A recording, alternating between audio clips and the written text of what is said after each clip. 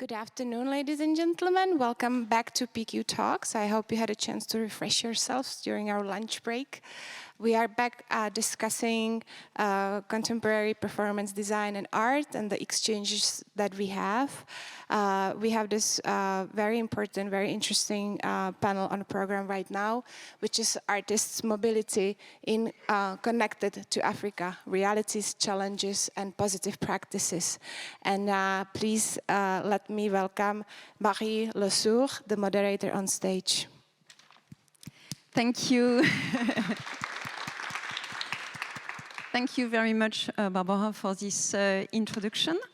And I am very honored to be the facilitator of this discussion related to artist mobility in relation, in particular, to the within and to the African continent. So my name is indeed Marie Le Sour, and I coordinate a network which is called On the Move. It's a mobility information network, and I will come back a little bit later about it.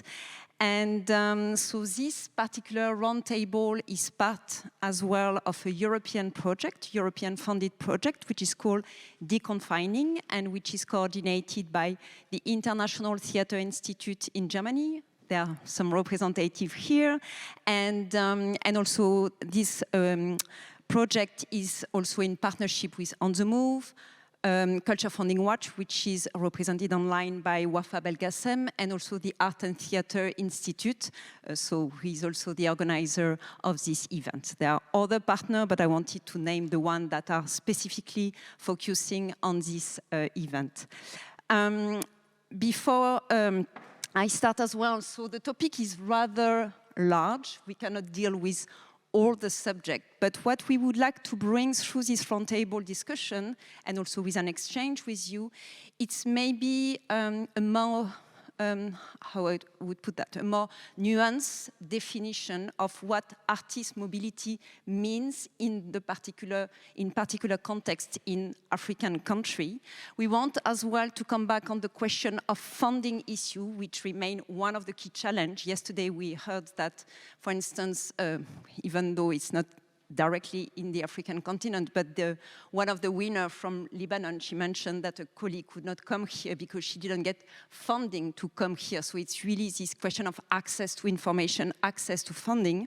And here again, we will try also to have another perspective on funding opportunities in relation with the mobility of artists within the African continent.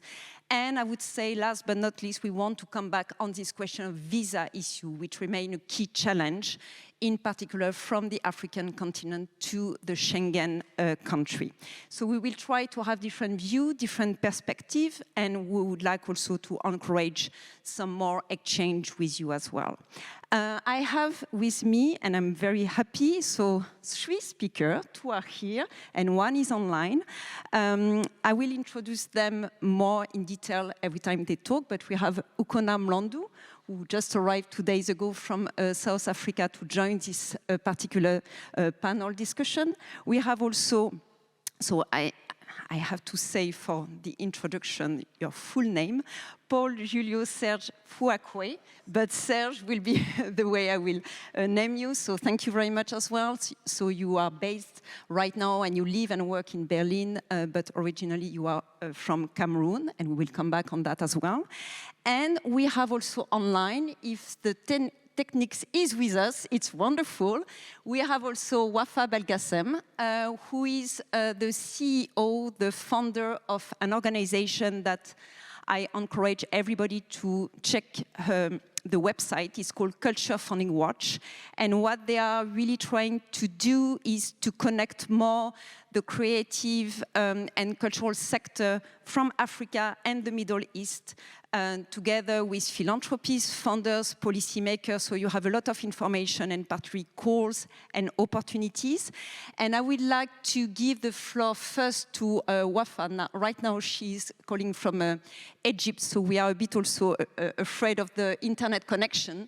And I would like you, Wafa, to come back on this question of access to information, particularly with regard to mobility opportunities within the African continent, and also maybe to share with us maybe a more in-depth view on the opportunities that exist. Because it's true that, for instance, at the level of On the Move, when we produce our mobility funding guides that are guides that identify mobility funding scheme in connection with the African continent, often still we see the, I would say, the usual suspect, even though they are very important, but they are based usually in Western European country or in Northern America. But there are also a lot of opportunities, a lot of new form of collaboration going on at the level of the African continent in terms of mobility opportunities. So this is what I would like you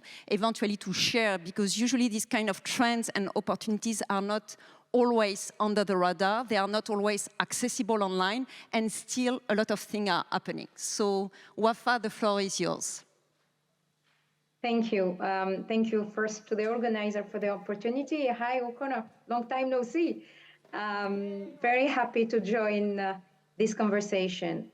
To be to the point with relation to information, one of the barriers to access resources in general for culture creative people from the African continent is this access to information, who's supporting what. But specifically when it comes to mobility, it's also the definition and our understanding of what is mobility, or what are the, actually more precisely, what are the funding opportunity related to mobility. We tend to restrict our thinking when we think about what is it out there that could help me as an artist or art practitioner to move around my continent. And one of which it's our restricting our research to whatever is clearly only labeled mobility. So we look for when there is the word mobility. Yet, within our countries, of course, it's never enough. It's way below what's needed.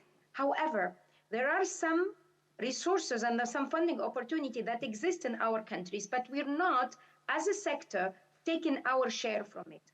One of which is what is related now, and every country have it, which relates to export or internationalization or market, let's say, exploration or business relationship. In my country, for example, Tunisia, we have this program with the CEPEX. CEPEX is the government organ that supports entrepreneurs or businesses in Tunisia access business opportunities, access market. They have this program, it's called L'aide à l'export, support to export. This program funds up to 80% of all the expenses related to participation to fairs, international summits related to your business. So, and that includes, that's even sometimes even better in terms of mobility opportunity, because if we map also what's available for us as creative when it comes to mobility, even when the funding mobility is there, the amount is really small because it rarely covers all the costs related to this mobility. I'm talking about the insurance, I'm talking about the equipment, I'm talking about the hotel, the flight. So it's rarely, even within the existing scopes, it's rarely enough to cover all this. This kind of schemes, they not only cover your hotel, your visa, your flight, but even the cost of the stand you would rent to have, or the exhibition booth, you would rent to to present your solution, a creative solution or creative business or offer. And that is not specific to Tunisia. In basically every African, especially now with this trend around entrepreneurship, startupping, there is a lot of resources and there are schemes that I have not called it mobility, but they are actually in practice related to mobility. So this is what we are mapping now within the deconfinement program. We're trying to identify all this. So I invite you if you go on the Facebook page of Culture Funding Watch, there is now the call for the questionnaire running to try to identify this. But if I can give you an advice until this mapping, we are doing this mapping right now, until this mapping is really identifying specifically what about this kind of opportunity, you can already start by your own, in your country, knock on the door of if you have a Ministry of Small and Medium Enterprises, this kind of information, or Google, add to export. It's called, other words are used like internationalization. So this kind of support scheme, they exist, but unfortunately, as a sector, we're not taking our share of it. We're First, because we don't know about it. Second, and this is the second part of also when we talk about mobility in our continent, the barrier to different stakeholders, regardless of their profile, whether they are private sector, institutions, or philanthropists, there is still a lot of education to be done on this sector.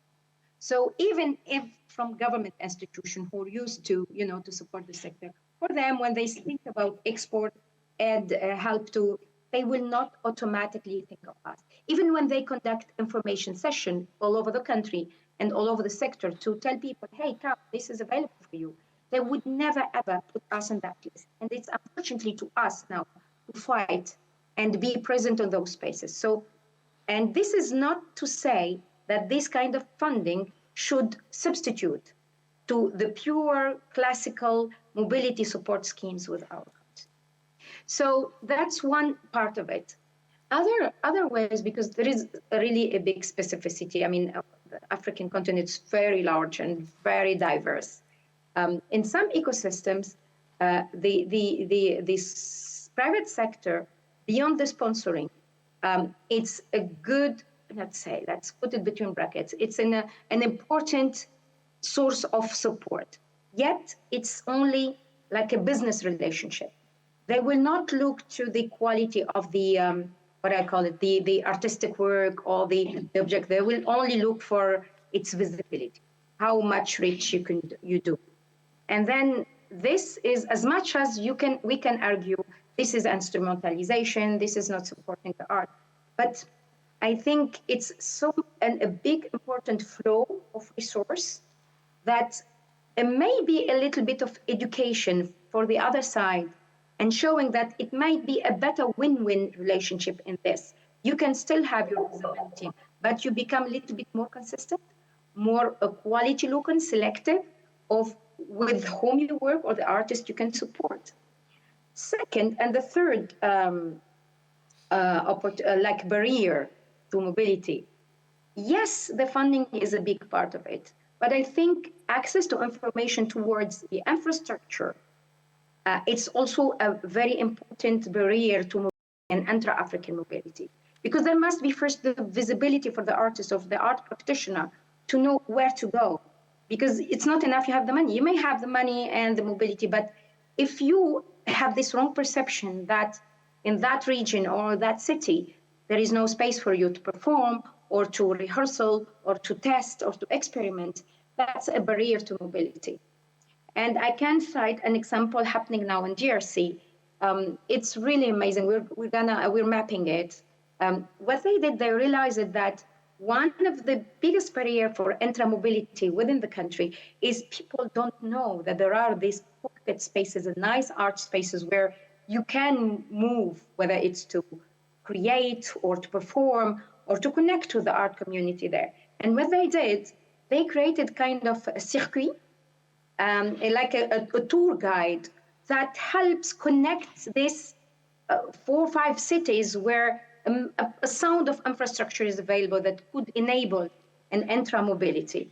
So I would look at the mobility within the African continent with multi-layered barrier, and not funding being one important part of it, but I think there is not enough, but there is many opportunities, many resources that exist there, but it's up to us now.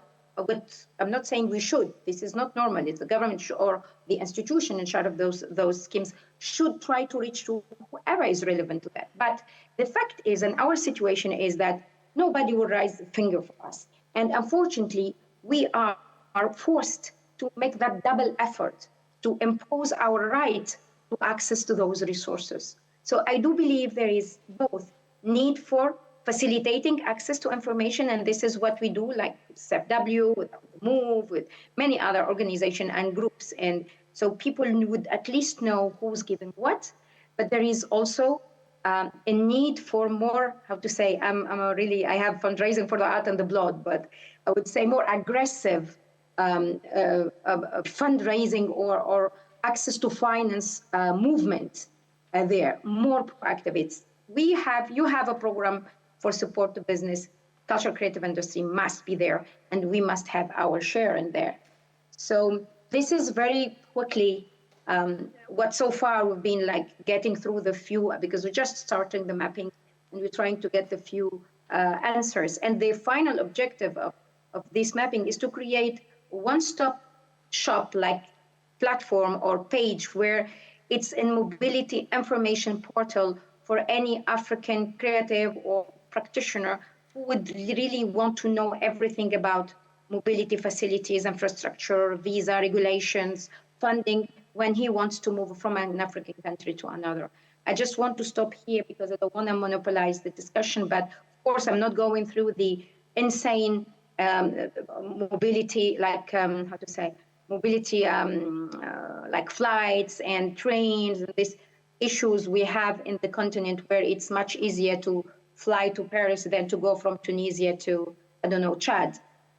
So that's another whole spectrum of problems we have, or barriers we have in the continent. Thank you. Thank you very much, Wafa, for this introduction words. And thanks as well for the technical team as well. We could hear the sound much better. So thank you very much for your word. You put also into the conversation some key idea. Not only, I mean, of course, funding is important, but there are also other issues that are important to take into consideration when we want to encourage more mobility, exchange, collaboration between artists. There is also this question of relationship. Is not only the funder on one side when they exist and the arts and cultural sector, the creative sector, but it's also this relationship to be built. But I would like to come back to, in a way, the first sentence that Wafa said, this question of how do we define what is mobility in the arts and cultural sector? And it's true that a lot of documentation resource exists on the subject. Mostly, I would say, in a European perspective. There are some resource information as well, and some articles, of course, who are more who try to take into consideration the African context perspective. But I want also like to connect with you, Okona, because part of this deconfining project, you are working as well with us, with On the Move, on a study on trying to challenge this concept of mobility with your own learning experience and research and mapping. So maybe you can share with us some keywords. And I just would like to introduce you because you are very famous, but not everybody knows you. So you are the director of Greatmore Studio in Cape Town, and you are founder and head curator of Makwande Republic in Goshen Village in Eastern Cape, so South Africa. You are a senior Atlantic Fellow for Racial Equity and Global Cultural Relations with the Atlantic Institute. And really all your work is concerned with the question of decoloniality and a Black radical feminist position as central to the transformation and imagining of justice, repair, care, and equity. So this is also this very notion that we like to see more in this very concept of mobility. Yeah. Thank you, Marie, and Wafa, it's good to see you. I didn't get to hug you goodbye the last time when we were in Tunisia, so please receive my virtual hug. But before I proceed, I really would like to take a moment to thank the PQ team, particularly Pavla, Sabina, on the very act of getting me here, seated on this chair. It was not easy. The Schengen region treats its entry as if it's a gateway to heaven. It is quite a difficult and traumatic, time-consuming process that can lead you feeling like it's not worth it. There was a minute there, Marie, and I didn't share this with you. There was a minute when I sent you that email that said, look, they say there are no dates, where I was just like, you know what, I can sit in my grandparents' hut and with endless views. I don't need to do this because it's too much. But what also came through for me was the extent to which, which is a concept that I'm going to speak about a bit more. around this idea of mobility justice and solidarity. So what I saw playing out between on the Move Marie and PQ was a real kind of embodied experience of what it means and what it might mean and the possibilities for a kind of solidarity in this quest to kind of have a more just mobility kind of ecosystem and movement, because they left no stone unturned to make sure that this thing would happen. And I felt held in the process. It was time consuming, it was still stressful, but the fact that the people didn't just go, we'll find another one, which is another issue, something that happens. And if you didn't realize it, if you're somebody who has the power to make these decisions, when you quickly replace an artist that is struggling to get into a country, what you're saying to them is that it could be you or anybody else, you're replaceable.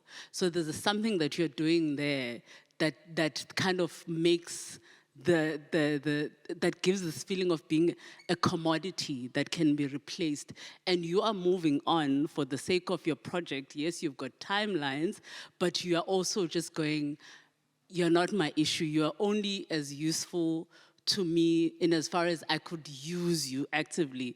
Now that it's reached a point where it becomes a little bit complicated, I'm moving on to the next thing. So I just want to throw that out there as a thing.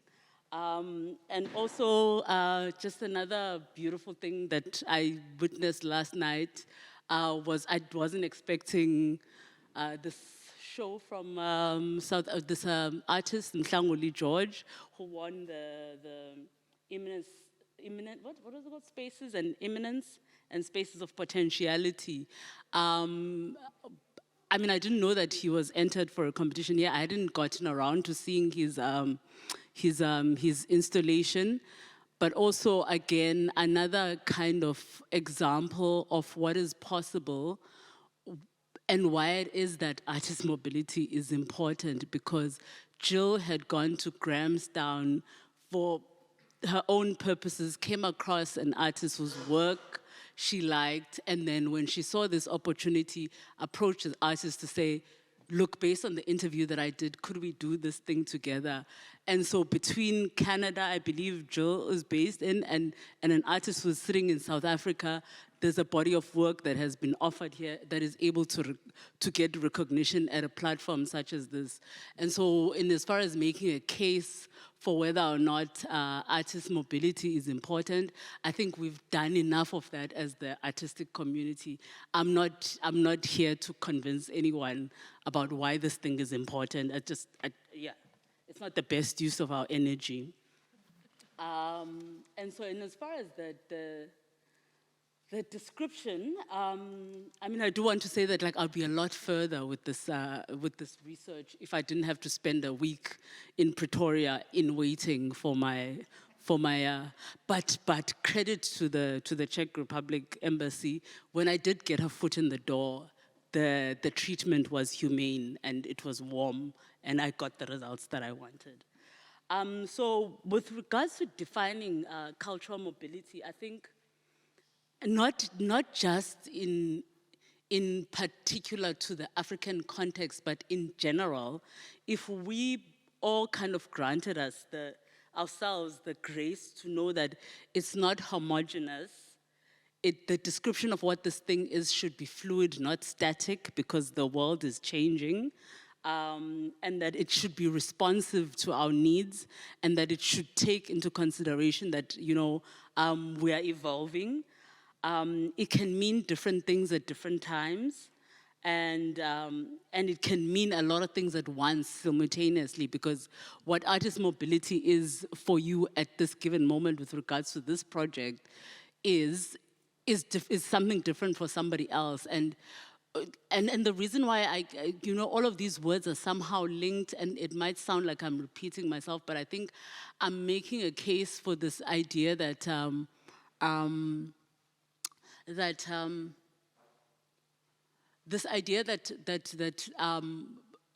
in our understanding of this thing, we should understand it to be iterative, right? And that Yeah, and so for individual workers and cultural workers and collectives and collaborators, for companies that have more resources, that have institutional backing, they enter this realm of cultural mobility from different vantage point. And the sensitivity is important because in our attempts to kind of imagine alternatives, because obviously there's something about the way that it's working right now that's not quite meeting our needs. Otherwise, we wouldn't be having this conversation. And so it's kind of an invitation to back to my bio, which speaks to this idea of imagining alternative worlds. I'm not comfortable with accepting that anything that is man-made is not changeable. So these criterias that exist that come from a particular bias, because already as one of the biases, for example, in applying for a visa, there's always this assumption, and it's going to come up in the study, the assumption that African artists won't want to leave Europe once they get here. Like, I'm going to leave my grandmother's hut with endless views to come and live in Europe. I mean, I would if that's what I chose to do, but it's a very, very specific superiority complex that assumes that this is the ultimate achievement for everyone. I might want to come and work here because I want to come and work here, but like this assumption is a problematic notion. And so how the people who design what they consider to be risk factors, it is quite evident that they already come from a position where their own biases inform what they consider risk. So even in risk assessment, the risk is informed by an already held onto bias about what this is. You must tell me when I should stop talking, right? Don't worry, I will tell you. Nah? Okay. And then I've made myself lose my own train of thought now. I should have just gone on. But and so in thinking through this idea of like some of the systematic and institutional barriers, we really need to kind of in the conversations that we're having, to be encouraging a more intersectional lens into understanding the things that inform cultural mobility, but also some of the limitations that kind of make this thing impossible. And also, because there's a very big wellness element that is not spoken about, and it's going to come up later, with regards to this process. But also in speaking about, because another thing, our last engagement in Tunisia was around cultural mobility in ways that are environmentally sustainable. And I was invited to write a chapter to respond to this idea. And very briefly, one of the things that I raise in this paper, which is available at www.onthemove.org.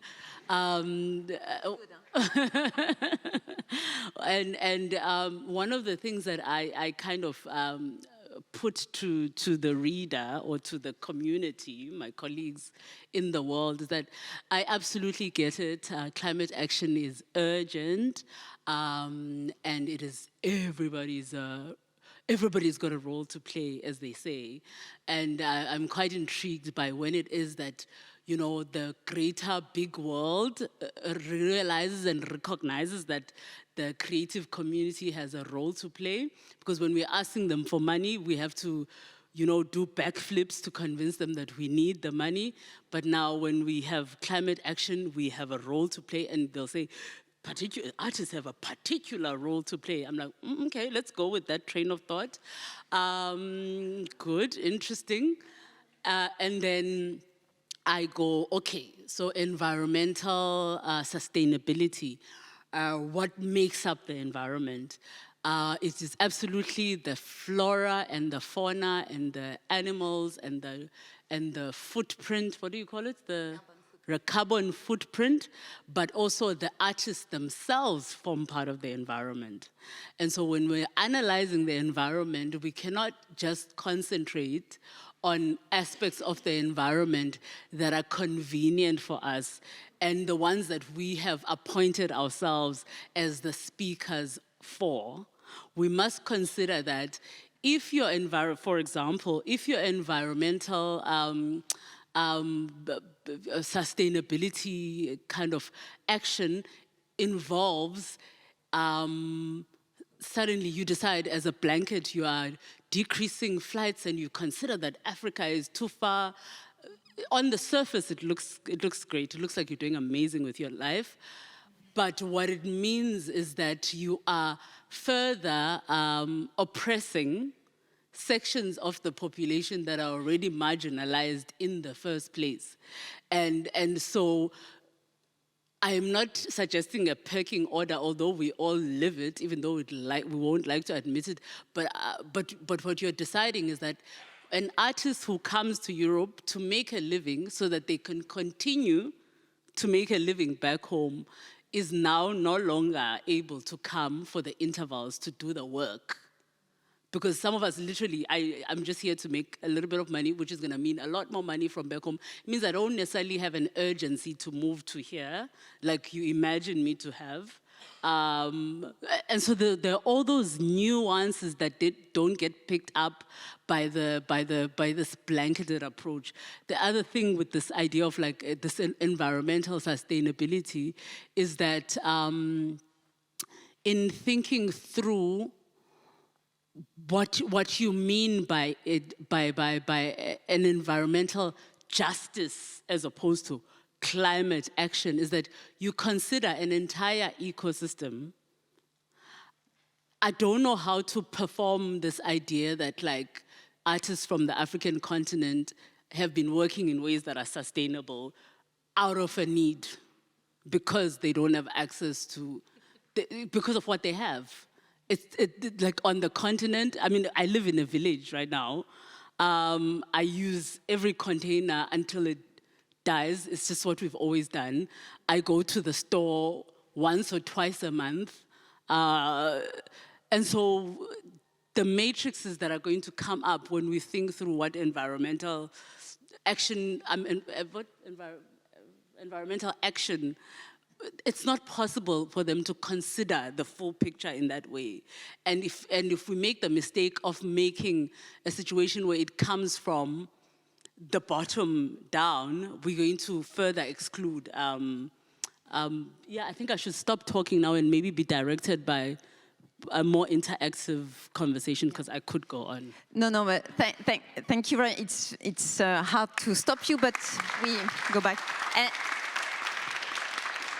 thanks a lot, Ukona, also to bring this question in, this very notion of mobility, also of this question of environmental sustainability, which has also very much to be contextualized. And so Ukona was also referring to a forum that took place 1 month ago in Tunis, organized by On the Move and Culture Founding Watch on this very question. And most of the speaker and perspective and stories shared were mostly as well from African country, and also to have more what is called also like a global South perspective on the issue, because it adds on the complexity of understanding mobility, and there is indeed this high risk of excluding even more artists and cultural professionals for which mobility is not a choice. Sometimes it's also out of an economic need. You need to travel, you need to tour, you need to sell your work in order after also like to reinvest in your own local context.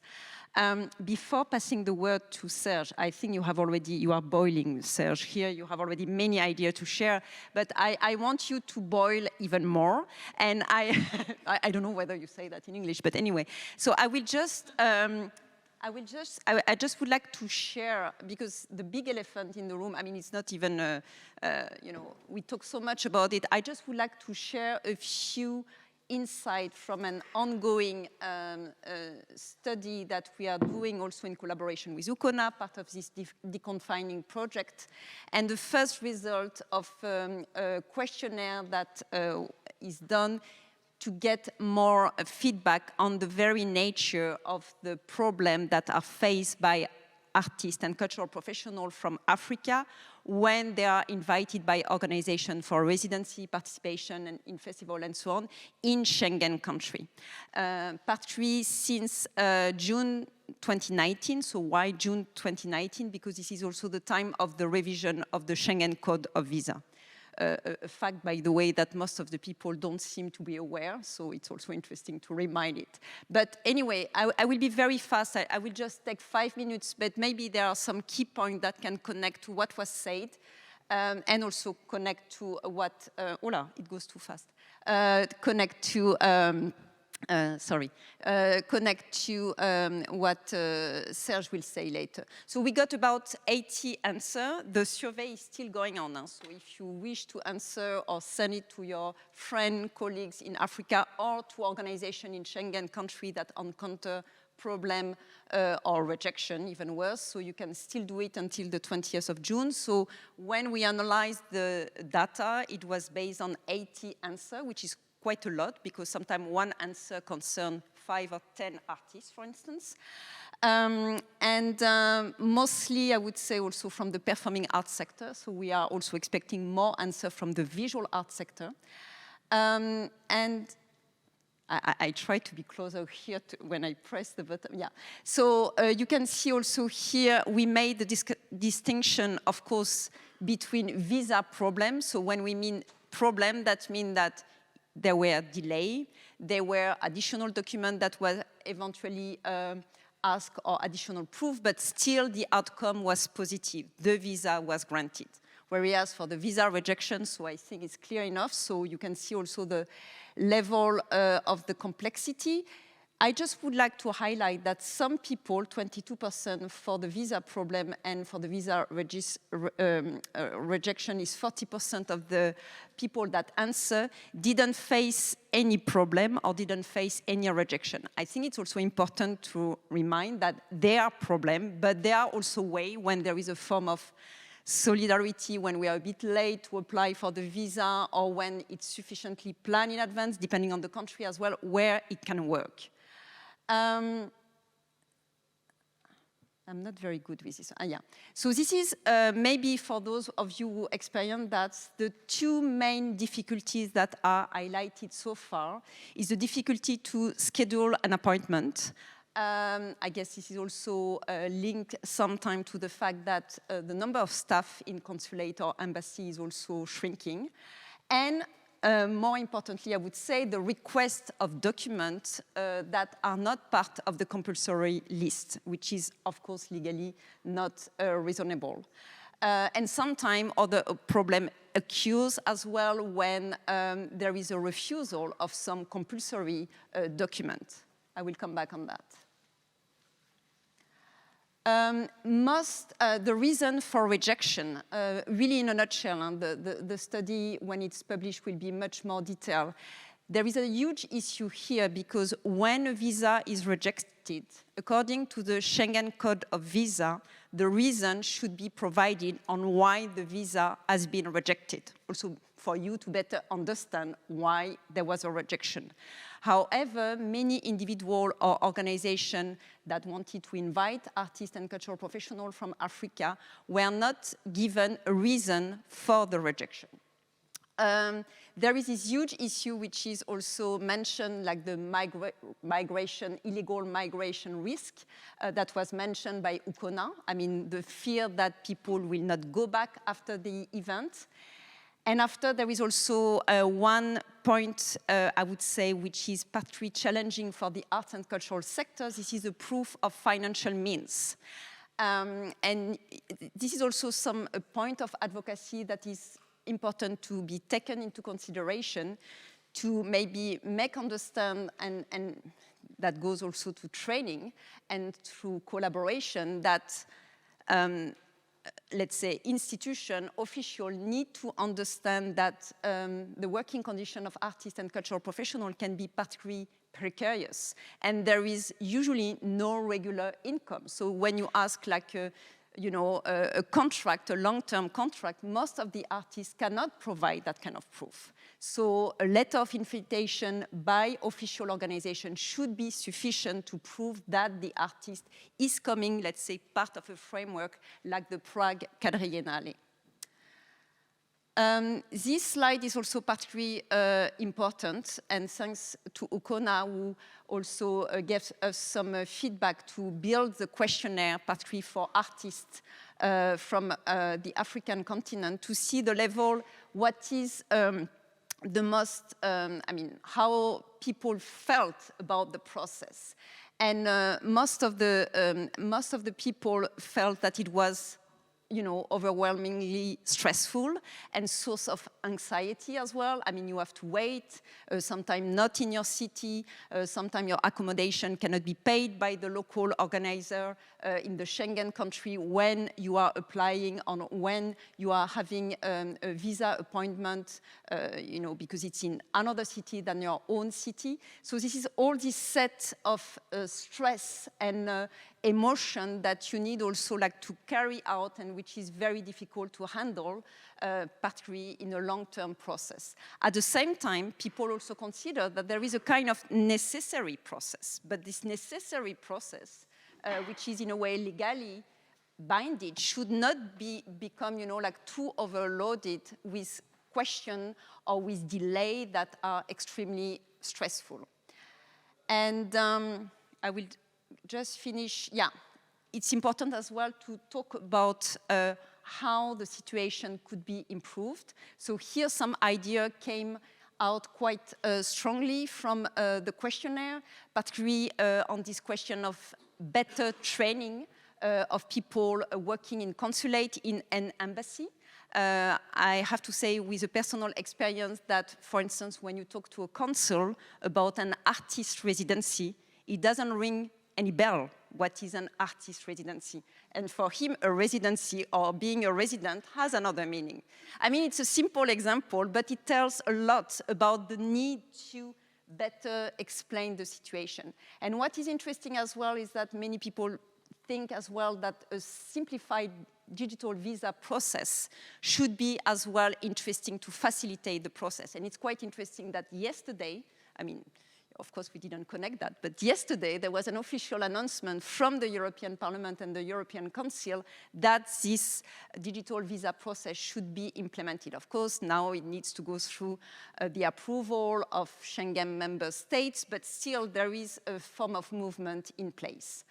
I think I will finish here. I mean, I just wanted to highlight this key point because they come also from the people that, experience this situation, either directly, like Ukona and Serge will talk about that as well, but also that were experienced by inviting organizations. So if you are interested, the questionnaire is still online and you can still answer it. And the more answer we get, also when the situation was good, the more we can also, or the better we can advocate with other partners like Pearl, International Music Council, Alba Culture, and Zone Franche, we can advocate on this particular issue. So I just wanted to do this 5, maybe 8 minutes input on the visa issue.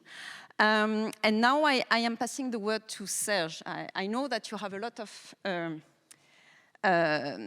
stories in a way to share, and maybe like some key point also to share, and it's important to have that kind of discussion and exchange. And also maybe you will have also some comments on this very notion of mobility based also on your experience. And now I don't find anymore your biography, but I just remember it. So, because the reason why it's interesting to have you in this panel discussion is that you are originally from Cameroon, you started your theater career there as an actor, and after you founded your own company, and after you were invited as the artistic director of the Berlin Theater Treffen Festival, and after you stayed there, but of course on your own will, and now you have been based in Berlin, you have been collaborating with different production in different European countries, France, Belgium, the Netherlands, of course, Germany. And I think it's also interesting to have your view, of course, on this particular visa issue. Sometimes when we are in some policy-related events, some people say, oh no, come on, we have to work also, we don't have the time to talk about visa. But still, we need to talk about that because it's still a major obstacle to fair collaboration, particularly between Africa and Europe. And at the same time, it would be interesting to have your view based now on your experience, since you are based in Europe for the past 12 years, also on maybe a shift of thought in the way you consider this question of artist mobility compared with when you started back in Cameroon as well. Thank you very much for the question. So, good afternoon, everyone. I'm really happy to be invited here in Quadrennial this year to give a talk or to give my own experience about this topic from mobility from artists, especially of African. And I'm glad from Felix to invite me. I was the last talk from Artists in Exile by Goethe Institute invited to share my experience with some artists from Ukraine, Afghanistan, who are right now in Berlin because of the war in the country to try to find a place to live and work as an artist in Berlin. And so it is really important topic for me, and I'm really glad to have the opportunity, please, to share my experience here. The visa issue, the process to apply for a visa for African artists is a really frustrating and depressing way to make people tired. I know about what I'm talking because I was one of them before 15 years ago. And what I would like to say before I speak about my small experience, I think no African artist want to stay in Europe. No. To start, it's true. No African artists want to live here. The African artists who choose to live here, I mean, it's African artists maybe who have a political statement against government where the life is maybe in danger in Africa. Because of this reason, maybe they would like to stay here. It's the only reason that African artists maybe want to live here. So I come from Cameroon originally. I started my career in 2001. This was the time where we talk about the global village. I was happy as a young artist from Africa who liked to show his work around the world, to share his experience and to know other culture and to share experience with other people around the world. I was happy to doing that. I think that I have the same chance like every young people in the world who can travel around and move like everybody. And I start to travel around, inside Africa. I never have problem to get a visa to travel inside Africa. I can move from everywhere. The first time I came in Europe to show my work and to share something with her, I stay here 1 month and I back to my country because that's the place where I wanted to live in and work. I came in second time and I back because I didn't have any reason to stay here. After that, I have the possibility to share and to sell my work. Like I see all my, that time, young colleagues from Europe who come to Africa, make project with us, and they never have problem to get visa. After, I have 4 visa rejection for Europe. 4. Because of really important project for me. I was so frustrated because every time when I go to apply for a visa, I have to prove that I'm an artist. Sorry, guy. Every time, 1 time, 2 times, 4 times, I have to prove that I'm an artist. That's insulting to my person. And to other African artists who have to prove the same every time when they apply for visa. And I have the possibility to come in Germany because I was invited from Theater Treffen Forum International, and I choose to stay in Germany. For me, it was a politic resistance. I say, okay, guys, you want to take me the freedom that I can move around the world like the way. I will stay here and get part of this freedom. And I decide to stay. But I don't know if that is the solution. Yes, now I can move everywhere. But what is with the other? Because now I don't know if it was a good idea because I have to apply a visa to go back to my country. That's man. And I'm so really confused. I just want to tell that I don't know which structure it inside, but the way that you treat the artist from a country or a continent, because of visa, because of mobility, the way it's that you show the way that you have non-respect from this country, from this continent, from their culture, because the art, the culture is like a bridge between the world. It's like people coming together. And the artist is like this engineer who built this bridge between the culture. If you don't accept that the engineer built the bridge between the culture, that you mean you don't have anything to learn about from us, but you think that we have something to learn about you. We cannot build a good world if we stay with this problem from mobility and visa issues. For last week, a friend of me was invited to Munich for a residency 1 month. To get an appointment to have a visa, he took 3 months. Just appointment. Not sure that he would get the visa, just to get appointment by the German embassy in Cameroon. He get an appointment, and they say he have to prove that he's an artist, that he will come back after the war. And this friend, it's not the first time that he come to Germany. I think maybe the 6th or the 7th time. They took him 20 days from his work. He became a visa last week.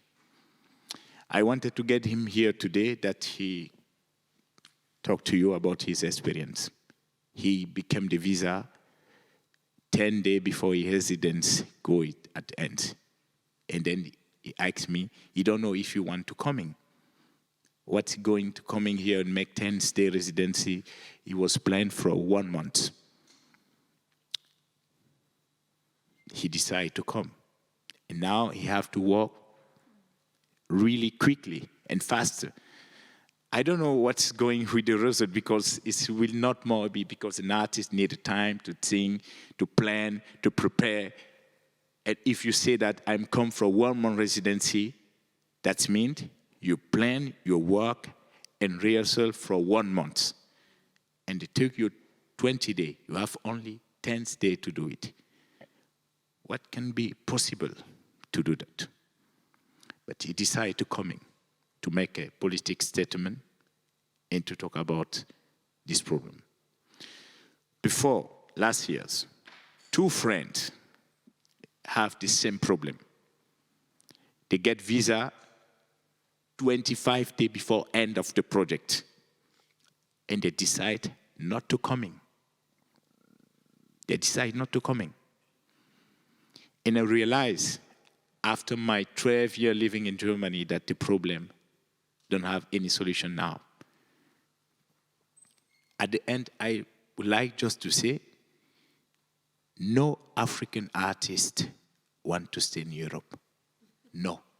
Forget about it. They just want to come here to share this experience life, to work with European artists, to try to build a good world for everybody and to go back home. I'm finished.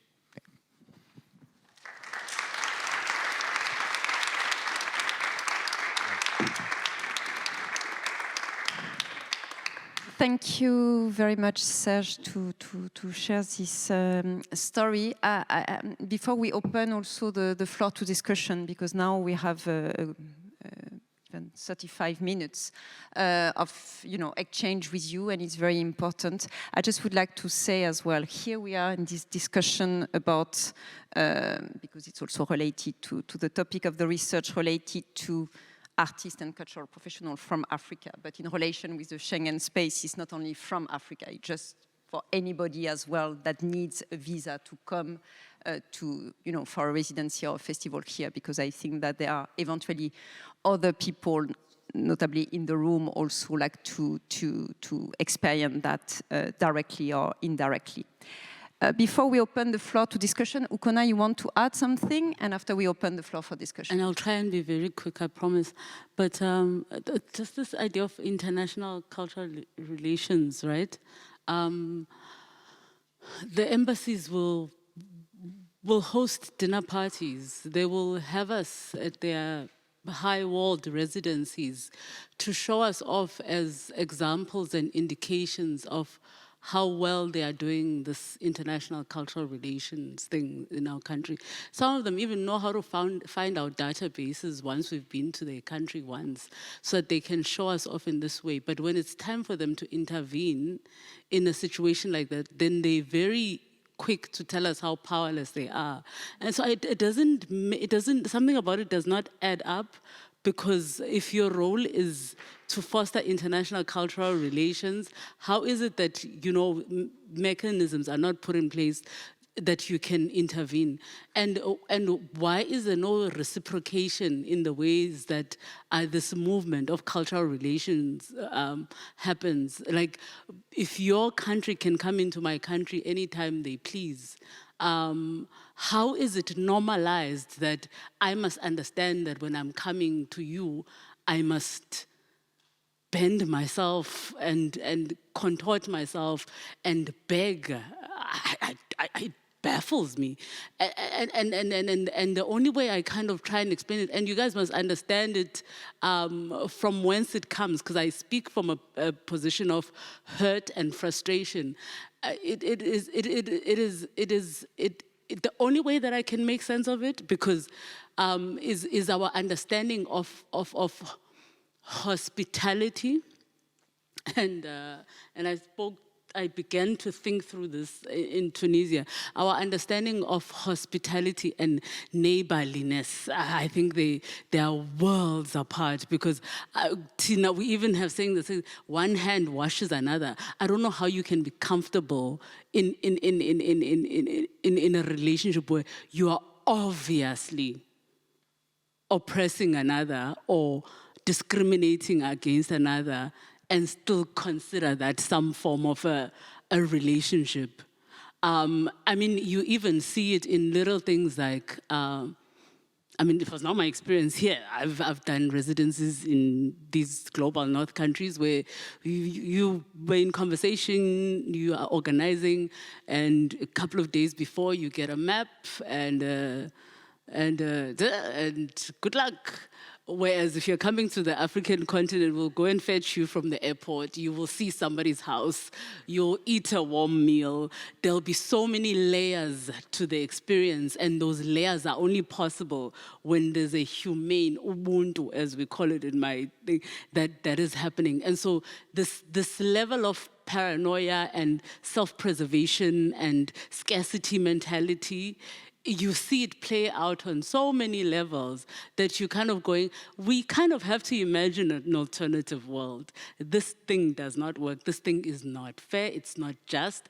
There has to be another way of going about doing this. And so that's one of the things, is this idea. And also and the fact that, I see us also, because we are the inventive people that we are, I also see us forming other networks beneath and around and on top of the institutional arrangements. Because also my own experience is that I know that I hear a lot of talk when I'm speaking to European counterparts and global North counterparts around policy. It's almost like there's a trust that policy will do a thing for you. In my lived experience, in my context, and I've worked at policy level, as well as working on the ground, is that policy does not hug me, it does not do the kind of thing that we are going to be able to do. And so I know that on the continent and here, more magical things have happened because of human connections that happen outside of the policy. It doesn't mean that we abandon all of that. I mean, I think it's a multi-pronged approach, but there are other ways that we can alternative bridges under the bridge. Oh God, and when I say under the bridge, trigger warning for the officials, they're just imagining something else, but you know what I mean, right? Thank you very much, Ukona, for this thought before the Q&A session. I know that some mics are going into the room. So if you have any question, I would say maybe also reaction, feel free to ask for the mic. And we will just ask if you could just say your name and maybe where you are based and whether you are artist or... Hello, my name is Janko Kucin. I'm from Bulgaria, a region that has not suffered colonization, but has suffered balkanization, and it doesn't matter that, but I have visited my brother in Sierra Leone earlier this year, and he works as a diplomat for the European Commission there, and I was privileged to sit with people that have told me that one of the most important reasons that the African region is not developing as fast is the lack of trade between African countries. One of the main, yeah. So my question is, do you think that connecting Africa with Africa will pave the road for easier conversation, for mobility and connection with the rest of the world? And if yes, what part do you think the big diaspora of Lebanese people that are all over Africa will have to play in it? If you understand my question, sir. Maybe could you just say again the second part of the question? What part of the connecting Africa with Africa you think the big diaspora of Lebanese people that are all over the African continent, you think what part will they play in connecting the whole region together? If that makes any sense.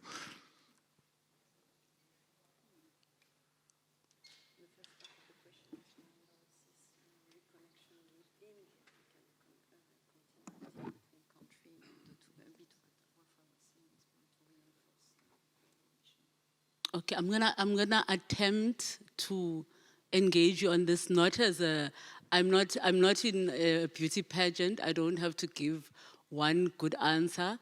This is a new idea you are bringing to me, and I'm going to think through it as I'm answering you.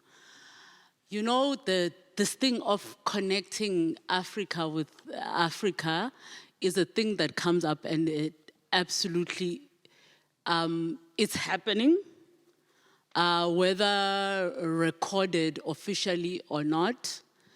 It's also not happening enough because within the African continent, when it comes to funding to make these things possible, there are other competing priorities.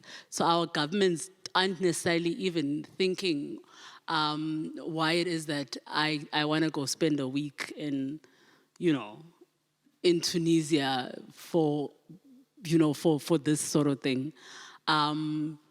And the fact that they've got competing priorities is linked to the historical legacy of how under-resourced Africa is, and that is linked to colonialism, which then explains why the money sits where it sits, which is the global north, because the the global north came and took resources and took people and leaving the continent underdeveloped. So we have to understand the complexity of why Africa finds itself where it is as we call for a more Africa kind of collaboration, which has its value. And then this idea of solidarity comes in instances like that, because then maybe, for example, as a body, as a funder, as an artist in Europe, you can go, I have 20 million other opportunities for movement in my context.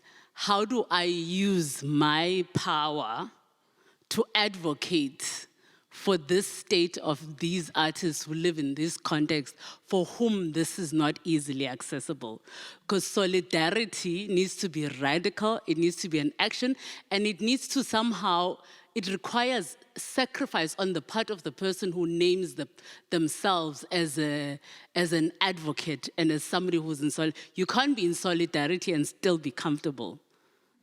You have to give away some of your privileges if you're saying you're in solidarity. I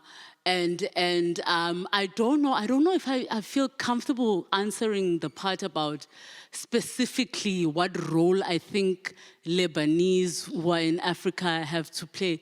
I don't know. I think I'm gonna respectfully not even attempt to give a performative answer of what that is, because it's not something that I've thought about. And if I try to answer you now, I'd really just be performing for the audience. It wouldn't be coming from anywhere real for me, you know. But you've given me something to think about and explore and question myself as well about. Thank you. So if I really understanding the question, I said this question is really complex because of many different reasons of the political issue, like can I say the colonialism, but it will be long to try to explaining a part, like in the political issue, in the culture issue is completely different. Because if you see the beginning of the African history when they try to be free, they was really try to coming together. But I don't want to give the reason why, you know, this is really another political talk. But what I know, it's, I working in some different project in Africa with the connection between African and African country working together with her. And I, for example, do a big part of my artist formation in another African country, in Burkina Faso. I traveled from Cameroon 2007. I stayed 2 years in Burkina Faso to study theater there. All of my professors coming from other different African country. We inviting also a European professor to give things there. It's not like people think that African country between each other cannot communicate and working together. It's not true. It's not true. That's why the political things give us an information here. No, we don't have problem to living between each other. We have this solidarity, like say we do many things together. I mean, from my own experience, I live 2 years in West Africa as a Cameroonian who come from Central Africa. I never have problem with visa issue or something like, no. In a travel around many different countries. My living place was Burkina Faso, but I traveled around West African to make projects But if we're going to the political issue, like what's happening now, it's another subject. I don't want to give any kind of response about it. Thank you very much. I was just wondering whether Wafa is still online, because I think this is a kind of question. Yeah, she's. I thought with a connection, but because it's definitely a question she would have been interested in, and what she's doing with culture funding, what she's really this trying reconnection as well at the level of the African continent. In the arts and cultural sector, yeah, sorry. And also that, like, another thing that as somebody who runs a residence is that cooperation within the African continent looked a particular way at a particular time for particular reasons related to that context. And we are in the process of reimagining ourselves and figuring out what still works and what are the possibilities if we consider everything that is going on in the world. So it's not even that we are romanticizing what it is. We are saying that it is our work in progress. It's a work in progress that we kind of we participate in within a greater kind of global context, right? So it's very important that it's not a romantic, but neither is it a pessimistic. It's literally we are living it as we are doing it, and I think that's what we all are. Some of us are just better at pretending as like we have everything under control. I want to say something. Last things. There's a Cameroonian professor, and they wrote in a book in 2005 to talk about African migration. One of the really experience in this book is like, he said that the migration from African continent, what's happening is 85% from migration in Africa happening inside Africa, and only 15% outside. But when I moved to Europe, I see in the TV like people talk about immigration here like all African guys want to come to Europe. It's not true. It's not true. The African people travel, of course, but mostly inside Africa. It's not really a few of the want to come to Europe. Yeah. Sorry. About other countries, but doesn't Ghana seems to have a very easy job bringing people. Ghana seems to have an easier. Could you introduce yourself, please? Well, I'm Laura Crow, and I have been a university professor in Connecticut, but I'm also a costume designer, and I've worked most of the places in the world, but not Africa. I would like to, but I've never been invited there. Only once when I was in England. But Ghana has a fairly good job getting people going back and forth, and a lot of it starts from education. Do you think that's something we should consider more, doing more student exchanges with people in Africa, even for shorter periods of time, maybe for 2 months at a time? Not a whole 3 or 4 or 5 year program, but just try and do more exchanges with the young people when they are more, I guess, is it easier for them to get visas if they're going to study? Is that not true? I think it's more complicated. Wait, sorry, sorry. Hi, my name is Igor. I'm also from United States, from Westchester University. I think it's more complicated because I had experience with inviting students from Eastern European country. And when it's a young lady, they always say, oh, you're going to get married and stay in the United States. And they just refuse to give visa. But definitely education, that's the best door to come. Maybe it's going to be 50% who will come, but they will bring the culture back, and it will be easier for the future generation to go. So I just want to say something important. If every young African people have the same chance like young European people, I know here, the young European people, after they have a Abitur or something like that, they can decide to travel around the world 1 year because they have the right path to travel around the world. But the African young people, no. Do you think in this age, they have the same dream? It's not that you have the dream because you're in Africa and in Europe, the young people have the same dream. They want to discover the world. They want to travel to see each other, but they want back home. But if you break the dream to another part, how people can dreaming? I mean, every young European people with 17 to 20, they can take the bag, go everywhere they want. But young African people, they cannot do that easy. That's the problem. if they have the same chance to do the same things, believe me, they will never choose to live here. There are more to do there. It's not a question of immigration, it's a question of cultural exchange. No, more young people need to come between Africa and other countries in the world, and it's a matter of our governments being more responsible about making that happen. Not about Africa making it happen, but about the Western and Northern and Eastern countries, you know, investing money and having the students and young people exchanging from other countries to Africa and from Africa to other countries. That's my feeling, and I know that Ghana has been quite successful that way. It's the only country that I know of that has regular exchanges in the United States anyway. I've had several Ghanaian students. And they went back to Africa. They didn't stay in the United States.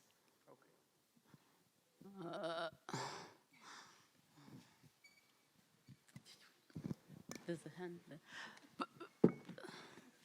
Maybe, so maybe you can answer or respond, and after we have another question and remark. And I would say, I guess it's important also to relate to some experience, but after I would say every case is a little bit specific, and what may work at a certain point may not work, you know, in 1 or 2 years. So, but I leave you answer, and after we can have also the other question. So you wanted to respond something, Ukana? Yeah? Okay, please. One thing that I think... please, who are you? Sorry, I'm Kara Palmer. I'm from the United States, and I know a lot about United States immigration and English immigration from my English husband. But one thing that, if you're from a nation with an open visa, like, you know, I can go basically anywhere by virtue of being American, and I didn't even realize it was a problem until my mid-20s for people who weren't from America. But one thing that's worth remembering is that getting a visa is wildly easy if you have financial backing in most.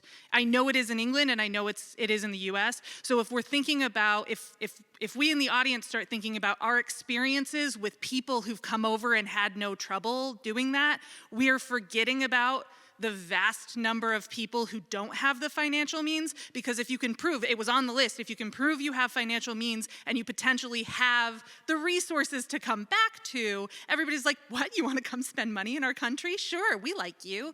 And so it's worth, if you base your, I mean, I don't know about Ghanaian students, but if you base your analysis of what you've seen where you live in people who've succeeded, you're already only taking in the people who have already made it and have those resources. And so your view of what that culture is entirely colored. So I think in this talk back, it's worth recognizing that any of our own personal experiences are entirely seen through that filter of people who've succeeded and people who had the means to succeed. That's all. and also to add to that is to say that, like, when we speak about this idea of solidarity, I spoke a little bit about this idea of like replacing one for another when they don't make it. I mean, I see a radical situation where, like, if they would have invited said artist to do an exhibition somewhere and that artist does not get a visa and yet their work is already in the country, to just leave the gallery walls or those spaces blank and just say visa denied, or if there was a stage situation so that this impacts of this are felt on a citizenry level, and so that maybe we might be able to have different conversations.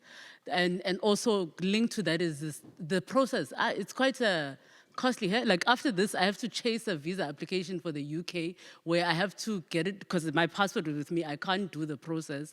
I might have to pay 7,000 rands, I don't know what that is, from where, in order to have this thing expedited. Even then, I'm not guaranteed that I'm gonna get the visa, but I'm not gonna get my money back.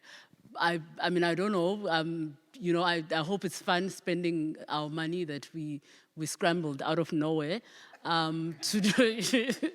But it's weird. But for organizations who are then hosting, if you are in a position when you're drawing up your budgets to your ministries and your funding bodies that are a lot more resourced than the ones in our country, to consider that there are these costs that come up, such as visa applications, and which is something that I've experienced with On the Move, where they've come back to me and said, look, we can see how this thing is costing you money. You were in Pretoria for a week, you left your child, you couldn't be productive. Like, how can we assist you here?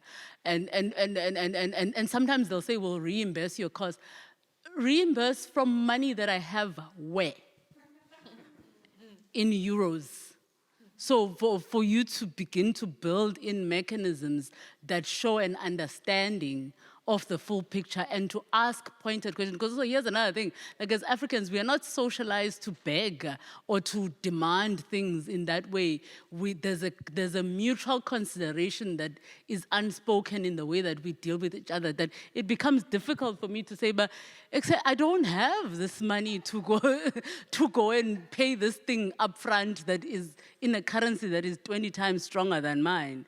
And so if you are in a position where you're drawing up budgets and you're inviting people, have mechanisms in place, whether it's a questionnaire that already asks these questions to remove the shame. Because here's the thing about these things, human nature is that even though it's not your fault, if it's normalized and it's set as a benchmark, which is why I included this thing around the feeling aspect of this thing, is that you carry the shame of not being able to meet the benchmark. It is human nature, and it is painful. And maybe you might find the artists that you were organizing to come not answering your calls.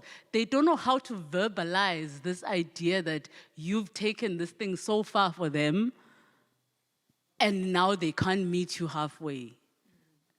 And so this conversation has to happen at here level, but it also has to happen at here, heart, and emotional level as well. Because at the end of the day, in between the policies and the whatever, we're human beings and there's harm being caused in these processes.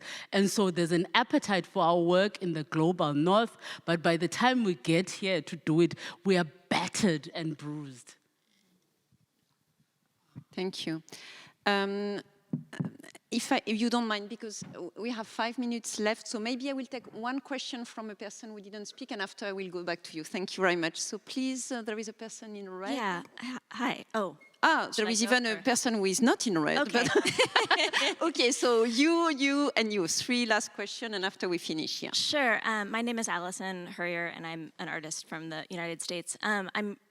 First of all, thank you so much for educating me on all of these issues that I just wasn't as aware of, and I'm so sorry and frustrated for you having to experience these issues. It's really it's aggravating. But I guess I would love to hear. I love this idea of alternative futures and realities, especially thinking about them in really radical ways. And I'm curious what in your minds would be like an alternative future, and what's like an actionable way that maybe people that feel like they might not have power or attached to an organization could contribute to that. So I will ask, thank you very much for your question. Maybe I'm sorry, I have to say the person in red. Could you ask, thank you to have some color. Could you introduce yourself and ask your question, and we will have first answer here. Hello, I'm Stoz, the person in red. I'm not from the USA. Thank you. I'm from Australia. And I had a question kind of tied into like what we've already been talking about, and I also want to extend my gratitude to you guys for telling us your stories, and real privilege to sit here and listen to you talk about your experiences. And I guess it's kind of connected to like you as artists and how your stories are like changing as you're experiencing these things. So like, do you feel like your work is always going to be really political when you're doing stuff internationally because of the struggles that you're facing, like getting over? Sorry, I'm very nervous. And like, is it frustrating, like maybe having like the stories that you want to tell, like applying to do a residency, being changed because you face all these political struggles getting over, and then getting over here, it's like, well, I wanted to make the work about this, but now this has happened and I'm not really in that headspace anymore. Is that frustrating, or is it perhaps you know, invigorating and fun, and that just becomes a part of your personal story as an artist and you're happy to go with that? Or do you feel like, you know, some of those stories that you're wanting to tell are getting lost? Thanks. Thank you for facilitating the end of the session. It's a very interesting question and we have 5 minutes left. So if you want maybe to, it's very, I think some conversation. Ukona and Serge are here after and we are all here after. So some conversation can continue, but maybe you can provide some insight first.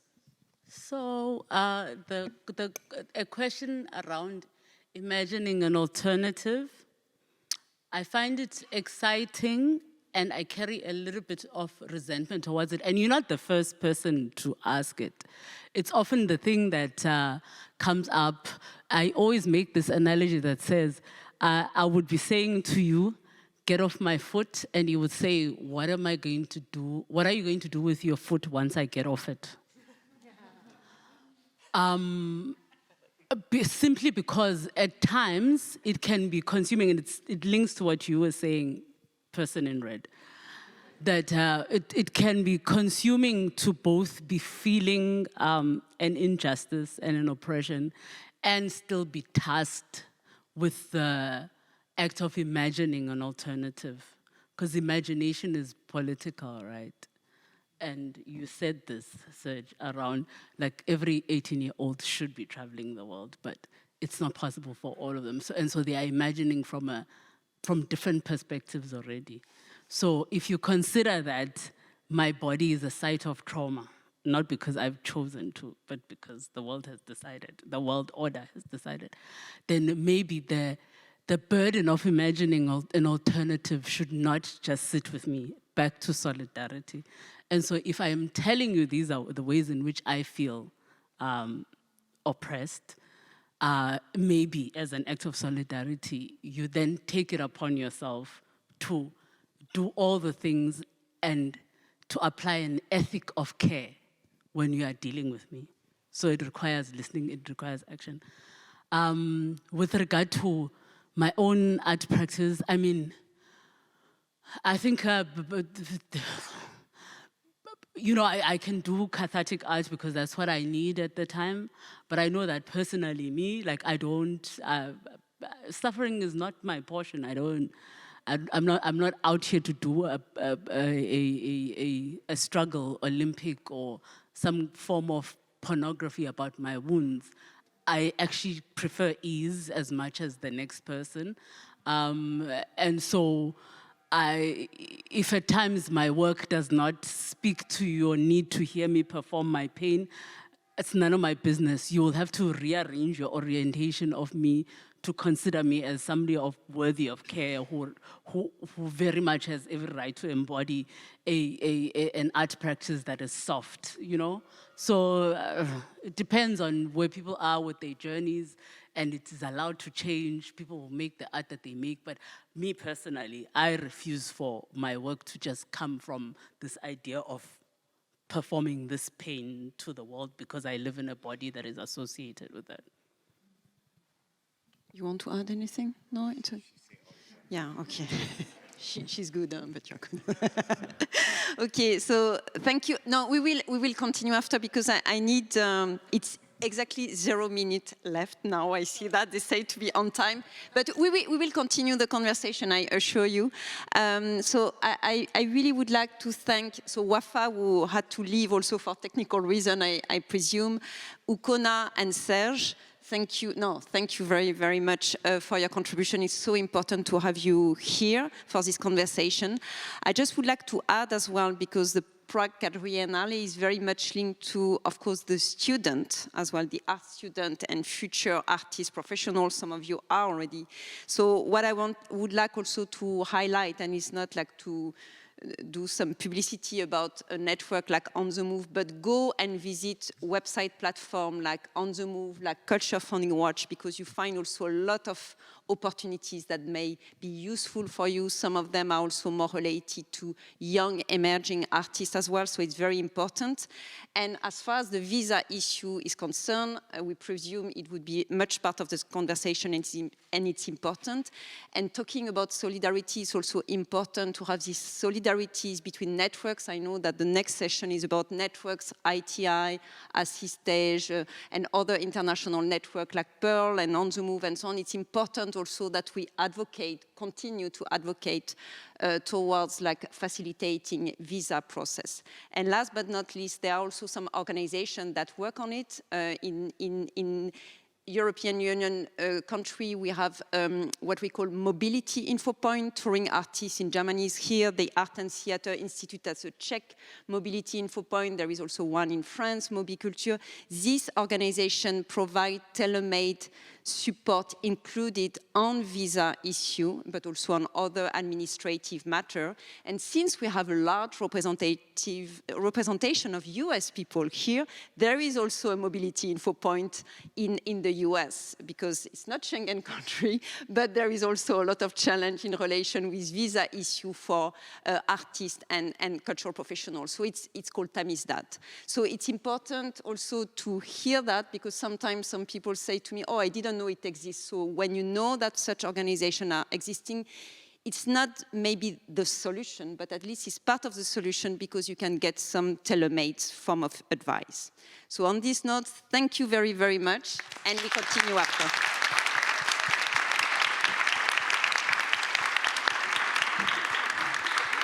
Thank you very much to Ukona. Thank you very much to Serge and to Marie.